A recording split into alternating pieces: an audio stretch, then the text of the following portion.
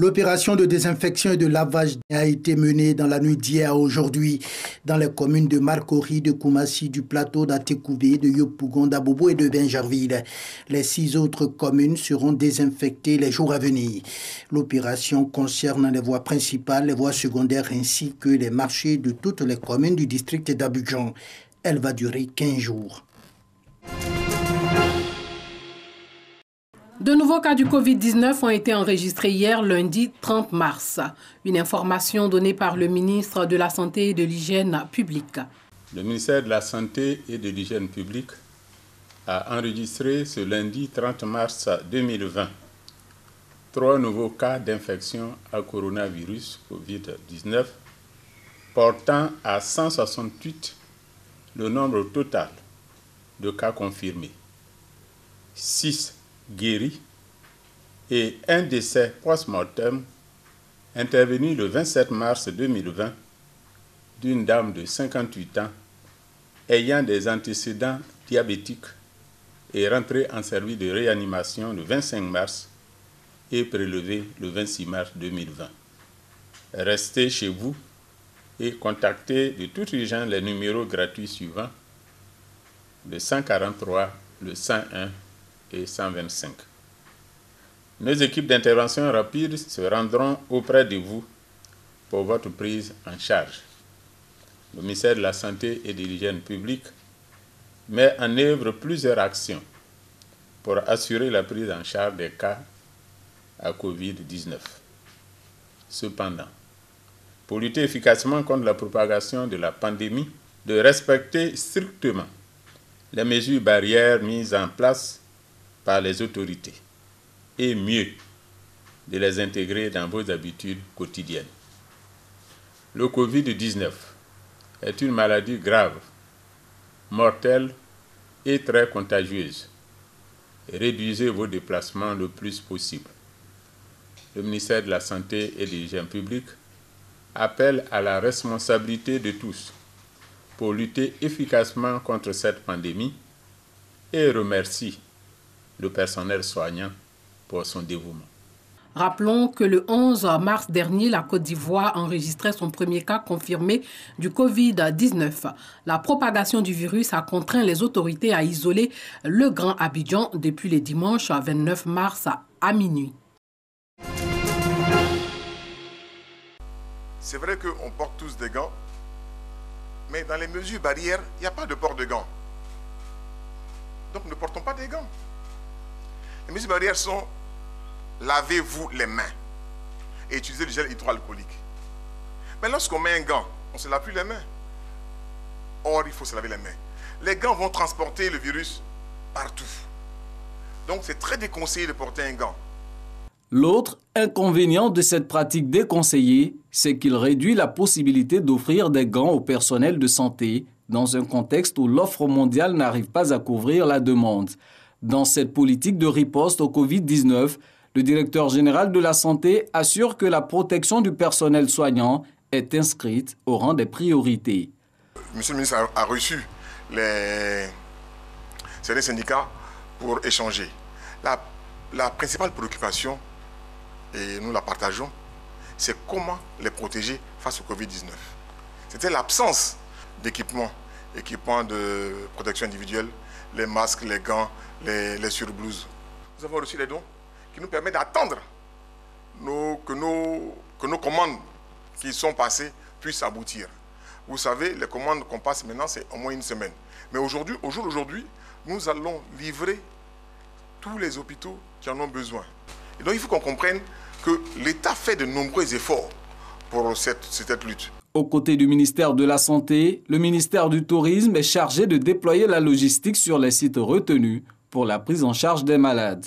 Dans une quinzaine de jours, d'ici le 15 avril, sûrement nous allons atteindre une période de pic. Et si cette période arrivait, quelles étaient les dispositions du point de vue de la logistique qu'on déployait à l'effet de pouvoir absorber tous les cas qui se présenteraient à nous. Et c'est à cette problématique que nous répondons en envisageant dans les mesures de riposte le déploiement d'infrastructures sur l'ensemble du territoire, mais principalement pour Abidjan qui constitue le foyer de la pandémie sur notre territoire. Il va sans dire que bien des établissements ont été retenus. Il s'agit notamment du parc des sports, comme je l'évoquais tantôt, du stade Jesse Jackson de Yopougon, et il y a aussi le stade Champrou et bien d'autres entités qui ont été retenues. Au premier jour de l'entrée en vigueur de la mesure d'isolement du Grand Abidjan, le ministère de la Sécurité et de la Protection civile déplore une forte demande d'obtention de laissez-passer. Nous nous sommes étonnés ce matin, surpris au constat de voir que déjà à midi, nous avions plus de 300 cas de demande, donc de laissez-passer, comme si nous étions dans une situation normale. Et donc 85% de ces cas portent essentiellement sur des questions d'assistance funéraire, aller donc faire des obsèques à l'intérieur du pays et un peu partout. Je voudrais ici en appeler à la conscience de nos compatriotes, parce que l'heure est grave, qu'il va falloir que chacun de nous fasse sa part de sacrifice en acceptant les mesures édictées par le chef de l'État et son gouvernement. Tous les demandeurs de laissez-passer sont désormais priés de s'adresser à l'École nationale de police. La nuit est tombée sur Odiéné, 21h10. La voie principale qui part du rond-point central à la sous-préfecture est déserte. Le silence total. Dans certaines structures sanitaires, le personnel de veille est sur place. Nous annonçons le coup-feu sur l'étendue du territoire. Mais ce soir, nous sommes au poste comme prévu pour attendre nos patients comme d'habitude. À la célèbre rue Princesse d'Odiéné, au quartier Texas, au sud de la ville, épicentre des nuits chaudes où se confinaient les éternels noceurs, on a baissé pavillon. Sur les 300 mètres où maquis, bar, restaurants, bistrots et boîtes de nuit se côtoient, rien à dire. Personne n'a vu d'œil. Des travailleurs de la nuit, rencontrés avant l'heure du couvre-feu, ont du mal à avaler la pilule. On est assis à la maison, on ne va nulle part. Tout s'oppose. Problème de manger, vraiment, ça nous préoccupe beaucoup. Parce que sans la nourriture, on ne peut rien faire. Ce que le président de la République a dit, jusqu'à aujourd'hui, on ne fait que respecter. Mais ça ne nous arrange pas, mais on n'a pas le choix. Il y a moi-même, ma femme, des services, plus moi-même. Hormis les hôpitaux, les pharmacies et les boulangeries, le tout Odiéné dort, soumis au couvre-feu qui court de 21h à 5h du matin. Du gel hydroalcoolique, du savon liquide, des cache-nez, des rouleaux de papier hygiénique, des seaux robinets, des sacs de riz, remis au corps préfectoral de la région du Guémon à Diokoué, Bangolo et Fakobli. C'est un geste des élus du Guémon pour aider les autorités à bien mener la lutte contre la propagation de la maladie à coronavirus, le Covid-19. Ces élus exhortent les différentes populations à adopter les gestes barrières et à respecter les mesures gouvernementales. Nous sommes venus avec du matériel pour permettre à nos populations d'éviter la maladie. Je leur dis de se mettre en conformité avec tout ce qui a été donné comme recommandation, donc de les respecter. C'est-à-dire que les consignes qui ont été données doivent être respectées. Quand on dit 1 mètre, les gants, le cache-nez, c'est très important. Vraiment, la maladie, effectivement, existe. Et dans ce sens-là, il faut vraiment qu'on prenne des précautions dans ce sens. Ce don est apprécié à sa juste valeur par le corps préfectoral du Guémon qui est déjà engagé dans la lutte.